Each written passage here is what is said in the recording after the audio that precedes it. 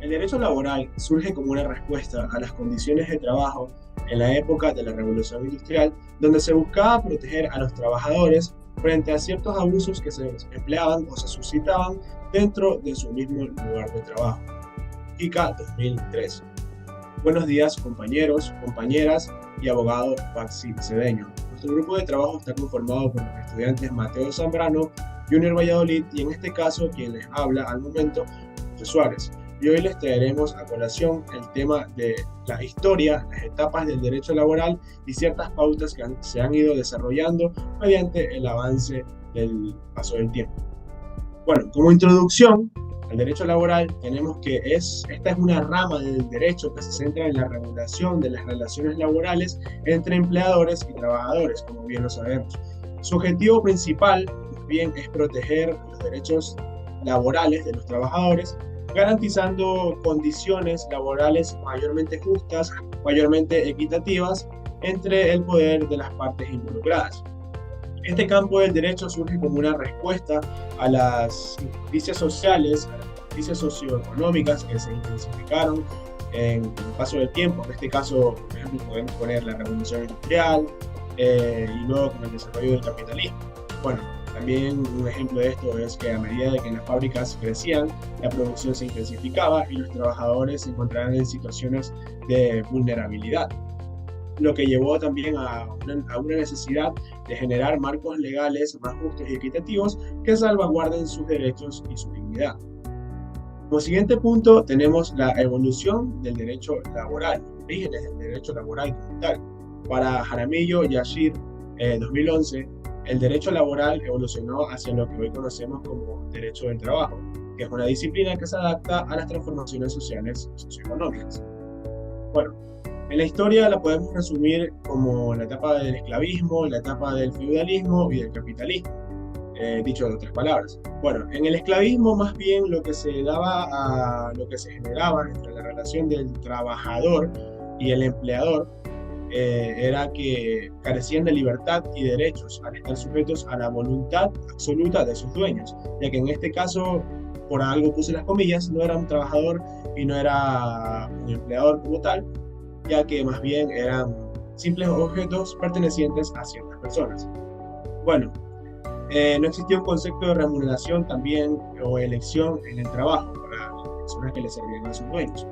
Bueno, el siguiente punto de esto es el feudalismo, que es donde los siervos trabajaban la tierra de un señor feudal, que en este caso el señor feudal era el dueño de las tierras, era como por así decirlo el monarca o quien impartía las condiciones o métodos que tenían que emplear los trabajadores para poder llevar a cabo y cumplir con sus obligaciones. Y a cambio de esto, pues bueno, se les otorgaba protección, se les otorgaba también los frutos que provenían de las siembras que ellos mismos cosechaban, aunque estos ya para esta época, estos ya tenían ciertos derechos también sobre el uso de la tierra, otorgados por el señor feudal. Con el surgimiento del capitalismo, que es el siguiente punto y el más reciente, se impuso el trabajo asalariado, que es el trabajo donde el trabajador, con la redundancia, tiene remuneración económica. Con remuneración económica nos referimos básicamente a que se les va a pagar por la labor que están haciendo. Bueno, donde también las personas comenzaron a vender su fuerza laboral a cambio de un salario, y esto lo que generó fue la necesidad de regular estas relaciones y proteger a los trabajadores sentando bases para el derecho laboral. También hablamos de la influencia de los romanos y los germanos en el derecho laboral, como siguiente punto.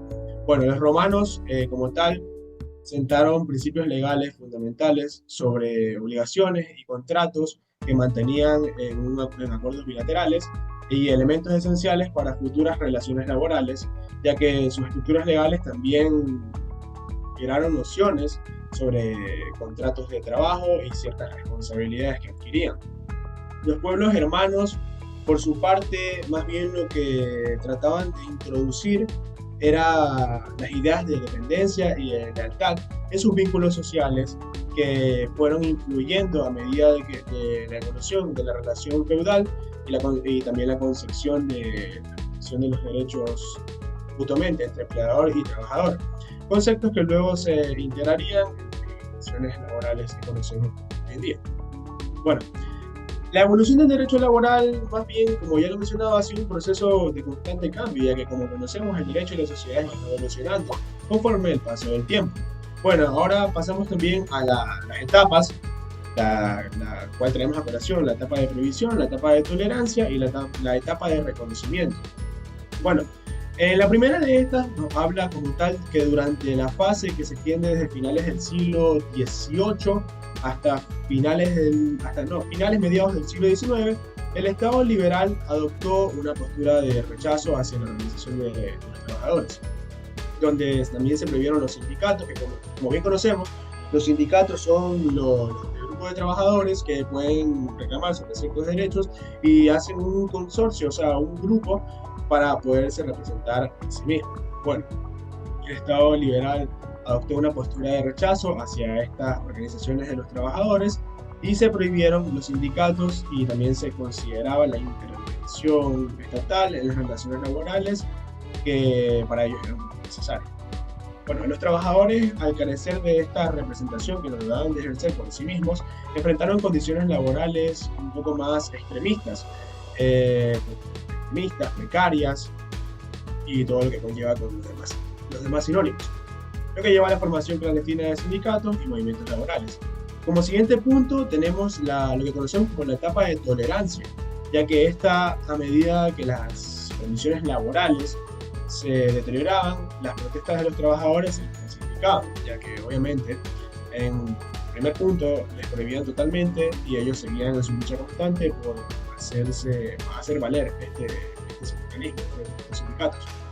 Bueno, en respuesta a esto, el Estado comienza a adoptar una postura más tolerante hacia la organización sindical y es aquí donde se desarrolla esta etapa a finales del siglo XIX, principios del siglo XX más o menos, donde se caracteriza más bien por la legalización de estos sindicatos y el reconocimiento de la necesidad de regular las relaciones laborales, aunque de manera limitada, como tal no tenían derechos que tienen hoy en día, sino que más bien se los limitaba a ciertos órganos.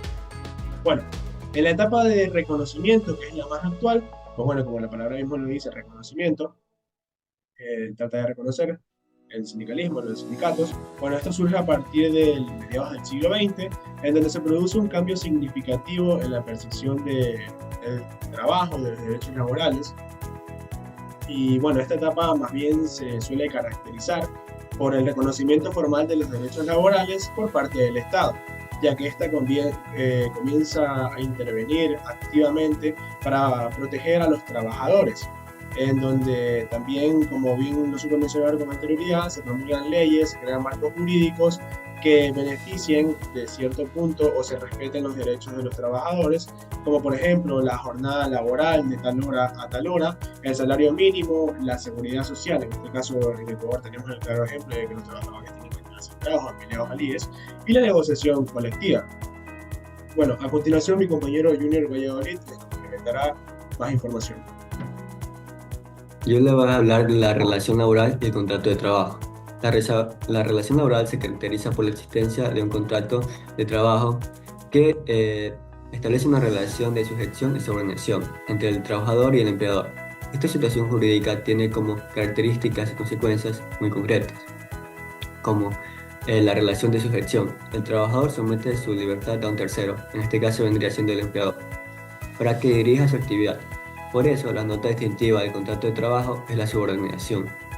Sin embargo, se trata de una subordinación jurídica que no afecta la personalidad del trabajador. Quedan incolúmenes en los derechos inherentes hacia la persona, tales como la dignidad, el honor, la intimidad y el resto de derechos que se encuentran en la Constitución y se atribuye hacia la persona. Relación de ajenidad. Los frutos o resultados generados por la actividad del trabajador no le pertenecen a él, sino al empleador. En el contexto más amplio de la evolución del derecho al trabajo, se observa que la progresiva industrialización de producción, el nuevo sistema de organización en el cual el trabajo se divide y jerarquiza, lo cual resulta que el trabajador pierde el control del producto que se mantenía desde el taller artesanal. A cambio, el trabajador se especializa en convertirse en un elemento fundamental dentro de una realidad productiva, la cual se caracteriza por ser masiva e encadenada. También les voy a hablar del trabajo asalariado y el capitalismo. El trabajo asalariado se convierte en una norma con la industrialización, donde los trabajadores se especializan en tareas específicas dentro de un sistema productivo. Masivo en este cambio implica que los trabajadores pierden el control sobre el proceso del producto que antes tenían el taller artesanal. El capitalismo, en su forma más extrema, genera desigualdades significativas, donde los empleadores tienen un poder desproporcionado sobre los trabajadores. Las condiciones laborales se vuelven inhumanas, con largas jornadas, salarios bajos, falta de derechos. En contexto de explotación y desigualdad es lo que impulsa la necesidad de un marco legal que proteja a los trabajadores. La internacionalización del derecho laboral. Contreras habla que destaca los fundamentos del derecho laboral. Se establecieron para equilibrar la relación entre empleador y empleado, promoviendo así una regulación más justa y productora por ambas partes. A lo largo del siglo XX se ha producido un proceso de internacionalización del derecho laboral que manifiesta en dos vertientes, una universal y otra regional. En la universal se habla de los derechos laborales en tratados internacionales sobre derechos humanos, lo que ha llevado a la creación de un marco que integra los derechos laborales como parte de los derechos económicos, sociales y culturales. La regionalización, por su parte, se refiere a la adopción de normas y convenios específicos en diferentes regiones, como América Latina, donde se han puesto marcos legales que buscan proteger los derechos de los trabajadores en contextos específicos. A continuación, mi compañero Mateo. Bueno, yo hablaré sobre la OIT y la Declaración de 1998. Bueno, como tal, la Declaración de la OIT de 1998 sobre los principios y derechos fundamentales en el trabajo es un hito en la evolución del derecho laboral a nivel internacional. Esta declaración establece un marco global que promueve la libertad de asociación, el derecho a la negociación colectiva, la eliminación del trabajo forzoso, la abolición del trabajo infantil y la no discriminación en el empleo. La OIT ha trabajado para garantizar que estos principios sean respetados en todos los países, independientemente de su nivel de desarrollo económico. La declaración ha sido fundamental para la creación de una plataforma mínima de derechos laborales a nivel mundial y ha influido en la legislación laboral de muchos países. Siguiente. Bueno, por otro lado tenemos otros convenios y tratados internacionales. Además de la creación de la OIT, existen otros convenios importantes que refuerzan la protección de los derechos laborales a nivel internacional. Por ejemplo, tenemos el Convenio de Libertad de Asociación, el cual se encuentra en el convenio número 87 y que su objetivo principal establece el derecho de los trabajadores a organizarse y afiliarse a sindicatos de su elección. Por otro lado, tenemos el Convenio de Negociación Colectiva, que como tal se encuentra en el convenio número 98 y su objetivo principal es que protege el derecho de los trabajadores a negociar colectivamente con sus empleadores. Estos convenios como tal son esenciales para garantizar que los derechos laborales sean respetados y promovidos en todo el mundo. Siguiente.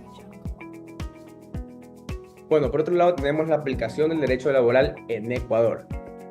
Bueno, como tal en Ecuador, el derecho laboral se aplica a través de la Constitución, así como las leyes, decretos y tratados internacionales. Estas normas establecen las condiciones de trabajo, los derechos y obligaciones de los trabajadores y empleadores y las sanciones por incumplimiento. Por ejemplo, se establecen reglas sobre el salario mínimo, las horas de trabajo, las vacaciones, las condiciones de seguridad y salud en el lugar de trabajo. El derecho laboral en Ecuador es dinámico y está en constante evolución para adaptarse a los cambios socioeconómicos. Se han introducido nuevas leyes para proteger los derechos de los trabajadores en la economía digital, así como para abordar los desafíos de la igualdad de género en el lugar de trabajo. Además, esta rama se ocupa de las relaciones laborales colectivas que incluyen la negociación, los sindicatos y las huelgas. Estas son áreas importantes del derecho laboral, ya que ayudan a equilibrar el poder entre los empleadores y los trabajadores. Con ellas, como tal, se garantiza que los derechos de los trabajadores estén totalmente siempre protegidos.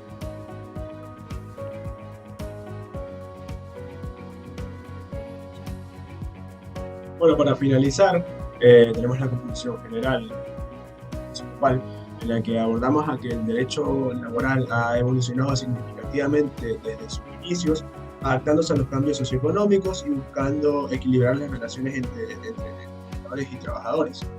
La internacionalización y la adopción de convenios y declaraciones por parte de organismos como el caso de la más famosa, la OIT, han sido cruciales para la consolidación de los derechos laborales, de la relación de interdependencia que tiene el trabajador con el empleador.